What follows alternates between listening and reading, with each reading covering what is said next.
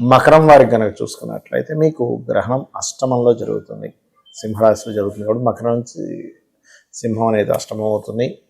ధనస్థానంలో కుజుడు రాహువు, మూడో స్థానంలో శని శుక్రుడు, ధనస్థానంలో కుజరాహుతో పాటు రవి కూడా ఉన్నాడు, బుధుడు కూడా ఉన్నాడు కాబట్టి బుధుడు వక్రించి ఉంటున్నాడు, రాశి వైపు వస్తున్నాడు. శుక్రశనుల మూడులోని షష్టమ స్థానంలో గురువు యొక్క సంచారం, అష్టమంలో చంద్రకేతువుతో మనకి గ్రహణం పడుతుంది. ఈ పక్ష ఫలితాల్లో గ్రహణ ప్రభావం ఎలా ఉంది మరియు ఈ పక్షంలో మీకు కలిగేటువంటి ఫలితాలు ఏమిటి అనేటువంటి అంశాలు చెప్తుంది నేనైనప్పటికీ చెప్పిస్తుంది సాక్షాత్ లలిత అమ్మవారిగా భావిస్తూ ఆ లలితాంబిక అమ్మవారి యొక్క అనుగ్రహం మీకు పరిపూర్ణంగా కలగాలని స్ఫూర్తిగా కోరుకుంటూ ప్రధానంగా ఏంటంటే ఇక్కడ మీకు ఎప్పుడైతే అష్టమంలో గ్రహణం పడుతుందో, అష్టమంలో గ్రహణం అనేది న్యూట్రల్, సాధారణంగా స్వల్పంగానే ఉంటుంది మనకి గ్రహణ ప్రభావం. న్యూట్రల్ అయినందుకు ఏమిటి అంటే ఇక్కడ కొన్ని విషయాల్లో బాగుంటుంది, కొన్ని విషయాల్లో జాగ్రత్తగా ఉండాలి. ఏమిటి ఇన్సూరెన్సెస్ అండ్ అన్స్టస్ ప్రాపర్టీ, తాతగారి ప్రాపర్టీ సంబంధించిన విషయంలో, రీసెర్చెస్ విషయంలో కొంత బాగుండడము, కొంత ఇబ్బందులు కూడా వస్తాయి, గుర్తుపెట్టుకోండి. అయితే ఇక రెండవ స్థానంలో ఎప్పుడైతే మీకు రవి కుజ రాహు ఉన్నారో ఇది కొంచెం అధికారులతోని, కుటుంబ సభ్యుల్లో తండ్రి వరుస వారితోని లేదా కుటుంబ సభ్యుల్లో ఉండే అన్నదమ్ములతోని తెలియని చిన్న చిన్న ఘర్షణలు పెంచుతూ ఉంటుంది. ఇక మీరు ఇక్కడ ఇది మరి ఈ ఫీల్డ్లో ఉండేటువంటి వారికంటే గవర్నమెంట్ కాంట్రాక్ట్స్ అనుకోండి, లేకపోతే ఈ ఖనిజాలకు సంబంధించింది అనుకోండి, మైనింగ్ సంబంధించింది అనుకోండి, ఆన్లైన్లో చేసేటువంటి బిజినెస్ సంబంధించింది అనుకోండి, వీటిల్లో అనుకూలత వస్తుంది, ఫైనాన్షియల్గా గ్రోత్ ఉంటుంది. కాకపోతే స్ట్రెస్ కూడా ఉంటుంది కొంత కుటుంబ సభ్యులతోని. అదేవిధంగా మూడో స్థానంలో ఉండేటువంటి శని శుక్రులు ఒక రకంగా మంచివారే, కొత్త పరిచయాలు ఏర్పడతాయి, కొత్త బిజినెస్ డీల్స్ కొంతమంది స్త్రీలతో పరిచయం కూడా ఏర్పడుతుంది. కాకపోతే ఇక్కడ కొంత ప్రాపర్టీ పరంగా ధనం రావడము, తద్వారా కొంత ఘర్షణ కూడా ఉంది. కాకపోతే ఆరో స్థానంలో గురువు ఉన్నందుకు మనకు గైడ్ చేసే వాళ్ళు మనకు శత్రువులు అయ్యేటువంటి గ్రహస్థితి నడుస్తుంది చెప్పాలంటే. అలాగే మరొక విషయం ఏంటంటే ఇక్కడ ఉద్యోగ సంబంధించినటువంటి విషయంలో చెప్పాలంటే ఇక్కడ దశమాధిపతి శుక్రుడు ఎప్పుడైతే ఉన్నాడో మూడో స్థానంలో ఉన్నందుకు కాస్త రెండవ అధిపతితో లగ్న ద్వితీయాధిపతితో కూడి ఉన్నటువంటి శని శుక్రుడితో ఎప్పుడైతే మూడో స్థానంలో ఉన్నాడో ఉద్యోగం కోసం కొన్ని ప్రదేశాలు మారడం, ఉద్యోగరీత్యా ఉద్యోగ అభివృద్ధి కోసం కొంత ప్రదేశం మారవలసిన పరిస్థితి వస్తుంది. మారడం వల్ల మంచి కూడా జరుగుతుంది. ఇక మీరు నిత్యము చేయవలసిన దేవతారాధన లలితా సహస్రనామాలు చేసుకోండి. ఒకవేళ మరి కుటుంబ సభ్యుల విషయంలో ఫైనాన్షియల్ మ్యాటర్స్లో మరి ఎక్కువగా ఉంది అని అనుకుంటే గొడవ, మీరు గ్రహణ సమయంలో ఓం నవవిద్రుమ బింబశ్రీ న్యక్కారి రథన ఛదాయై నమః అని మంత్రం చేసుకోండి.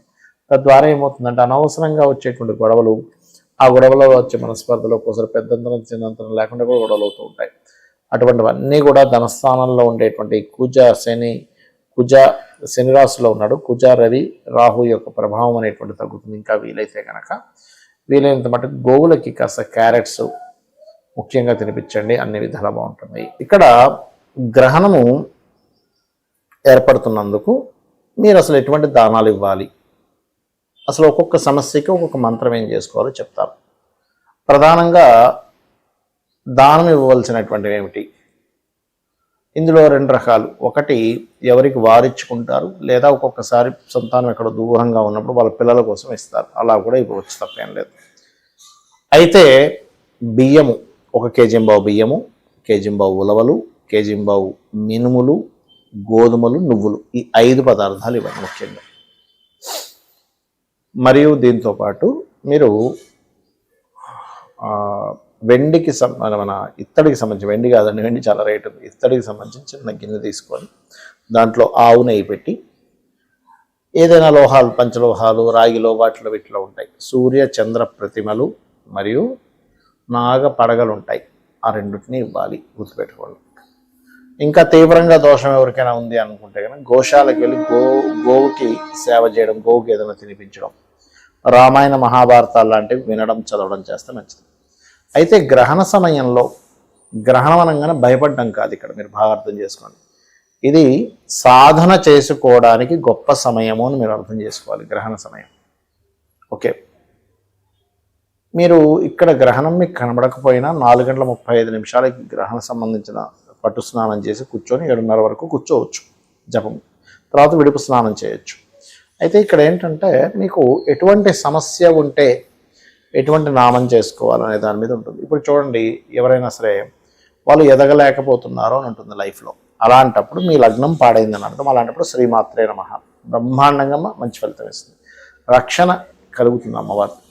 అలా కాదండి మాకు ఫైనాన్షియల్గా బాగా ఇబ్బంది ఉంది, ఆ గ్రహణ సమయంలో ఏ మంత్రం చేసుకోవాలి అంటే ఓం సంపత్కరీ సమారూఢ సింధుర వ్రజ సేవితాయ నమః లేదా ఓం ధర్మాధ్యక్ష ధనాధ్యక్ష ధనధాన్య వివర్ధిని నమః. అలా కాదు మేము ఏది మాట్లాడినా మిస్కమ్యూనికేషన్స్ అయిపోతుంది, మాట్లాడాలంటే భయం వేస్తుంది, ఎక్కడ వీళ్ళు ఎవరితో ఏదైనా ఇబ్బంది అవుతుంది అంటూ ఉంటారు కొంతమంది. ఎక్కువగా స్త్రీలు ఎక్కువగా ఈ విషయంలో, పురుషులు కూడా ఎదుర్కొంటారు. దీనికి ఏమిటి లలిత సహస్రనామాల్లో ఆ 4 గంటల సేపు చేసే మంత్రం ఓం కర్పూర వీటికామోద సమాకర్ష దిగంతరాయ నమః. అలా కాదండి నాకు గృహం కొనుక్కోవాలనుంది, లేదా ఎడ్యుకేషన్లో డిస్టర్బ్ అవుతున్నప్పుడు ఏం చేయాలి? ఎడ్యుకేషన్లో కన్నా మీరు డిస్టర్బ్ అవుతున్నట్లయితే మీరు దక్షిణామూర్తి స్తోత్ర పఠనం చేసుకోవచ్చు చక్కగా. లేదా లలితాసహస్రనామాల్లో ఓం శుద్ధ విద్యాంకురాకార ద్విజపంక్తి ద్వయోజ్వలాయ నమః. లేదండి మాకు గృహ సంబంధించిన అంటే మణిద్వీప వర్ణన చేసుకోవచ్చు చక్కగా. అదేవిధంగా సంతానం కోసం ఇబ్బంది పడుతున్నటువంటి వారు శ్రీమాత్రే నమః అని, లేదా మనకి దిగంబర శ్రీ పాదవల్లభ దిగంబర అనే మంత్రం చేసుకోవచ్చు. రుణరోగ శత్రువులు ఎక్కువగా ఉన్నాయి, ముఖ్యంగా రుణబాధలు ఎక్కువ పడుతుంటారు, ఓం అపర్ణాయే నమః. అయితే ఇక్కడ ఏంటంటే ఓం అపర్ణాయ నమఃతో పాటు ఓం సంపత్కరీ సమారూఢ సింధుర వ్రజ సేవితాయ నమః కలిపి చేస్తే ధనము వస్తుంది, రుణము తీరుతుంది. అదేవిధంగా వివాహం అవ్వట్లేదు అనుకుంటే ఓం కామేశబద్ధ మాంగళ్య సూత్ర శోభిత కందరాయ నమః. వివాహ జీవితం బాగాలేదు అనుకున్నప్పుడు ఓం శివకామేశ్వరంకస్థ శివాస్వాధీన వల్లభాయ నమః. అలా కాదండి అపమృత్యు దోషాలు ఉన్నాయి, చంద్రశేఖర అష్టకం చేసుకోండి, అంతసేపు అద్భుతమైనటువంటి యోగం కలుగుతుంది, గండాలు తొలగిపోతాయి, అపమృత్యు దోషాలు పోతాయి, ఆయుష్ పెరుగుతుంది. అలా కాదు పనులన్నీ ఆగుతున్నాయండి అనుకున్నప్పుడు అష్టమీ చంద్ర విభ్రాజ అలిక స్థల శోభితాయ నమః చేసుకోండి. మరి కొంతమందికి హైయర్ ఎడ్యుకేషన్లో ఇబ్బంది ఉంటుంది, అలాంటప్పుడు మీ 9వ అధిపతి ఎవరో దానికి సంబంధించిన దానం ఇవ్వడము, మరియు ముఖ్యంగా హయగ్రీవ స్తోత్రం చేసుకోవడం అన్నిటికంటే ఉత్తమం. ఇక మీకు కెరియర్ పరంగా బాగాలేదు, కెరియర్ పరంగా చాలా ఇబ్బంది పడుతున్నారు అనుకోండి ఓం మాణిక్య మకుటాకార జానుద్వయ విరాజితాయే నమః. ఖచ్చితంగా ఎదుగుతారు. హ్యాపీనెస్ లేదండి, అదేవిధంగా మనకి బిజినెస్లో ఎదగలేకపోతున్నాను, ఒక్క సక్సెస్ కూడా లేదు అని బాధపడేటువంటి వారు ఈ గ్రహణ సమయంలో ఓం ఇంద్రగోప పరిక్షిప్త స్మరతోనా భజంగికాయే నమః అని మంత్రం చేసుకోండి. ఈ నామాలు ఏవైతే ఉన్నాయో అపౌరుషములు అంటారు. మనం ఈరోజు చేసేటువంటి మంత్రం అంటే గ్రహణం రోజు చేసేటువంటి మంత్రం ఏదైతే ఉంటుందో అది ఖచ్చితంగా ఒకసారి చేస్తే 1000 సార్లు ఫలితం ఉంటుంది. కాబట్టి 1000 సార్లు అంటే ఏమిటి, మామూలు విషయం కాదుగా. 1000 రోజులు అనుకోండి బహుశా, అంటే 3 సంవత్సరాలు. 3 సంవత్సరాల పాటు మీరు 4 గంటలు చేసినటువంటి ఫలితం. 4 గంటల సేపు గ్రహణం చేయడం మామూలు విషయమా? అదొకటి చెప్తారు శాస్త్రంలో. రెండవది పునశ్చరణ, అంటే మీరు గతంలో ఒక మంత్రం చేశారు, ఆ మంత్రాన్ని పదే మళ్ళీ అంత జపము చేసిన ఫలితం, అంటే కొన్ని లక్షలు చేసింది అనుకోండి, ఈ సమయంలో చేసినటువంటి ఫలితం అన్ని లక్షలు చేసిన ఫలితం వస్తుందని దాని యొక్క అర్థము. కాబట్టి ఇది చెయ్యండి. మరియు ఇక్కడ మీకు ఏదైనా సమస్య బాగా తీవ్రంగా ఉంది, అది ఏ భావానికి సంబంధించిందని చూసుకొని ఆ గ్రహం మీ జన్మజాతకంలో అక్కడ ఏదైతే గ్రహం ఉందో ఆ గ్రహానికి సంబంధించిన దానం ఇవ్వండి. అప్పుడు ఖచ్చితంగా ఏమవుతుందంటే ఆ యొక్క డిస్టర్బెన్సెస్ అనేవి పూర్తిగా తగ్గిపోవడం జరుగుతుంది. ఇది ప్రధానంగా గుర్తుపెట్టుకోండి. ఒకటే ఏంటంటే గ్రహణం అనగానే ఏదో ఈ రాశి వారికి ఏదో అయిపోతుంది, ఆ రాశి వారికి ఏదో అయిపోతుంది కాదు, కొంచెం దాని ఎఫెక్ట్ ఉంటుంది. లేదా అపరకు పేర్లు అయిపోతామని కాదు. మీరు అన్నిటికంటే ముఖ్యమైనటువంటిది పూర్వజన్మ కర్మల్ని పాపాలని మంత్రము ద్వారా తగ్గించుకునేటువంటి గొప్ప అవకాశము అనేటువంటి విషయాన్ని మీరు గుర్తెరిగి మనసుని లగ్నం చేసి చేయండి. మంత్రం చాలామంది ఏం చేస్తారంటే ఏదో చేస్తున్నాం అంటే చేస్తున్నాం, అలా మనసు లగ్నం చేసి మనసుతో చేయండి. ఇప్పుడు ఆలోచనతో చేస్తాము, మనసు మైండ్లో తిప్పుకుంటూ, లేదా మనం నోటితో చేస్తాం, అలాగే మనసుతో చేయండి. మనసుతో చేయాలనే ప్రాక్టీస్ చేయండి. ఖచ్చితంగా మీకు దాని యొక్క ఫలితం 100% కలుగుతుంది. శ్రీమాత్రే నమః.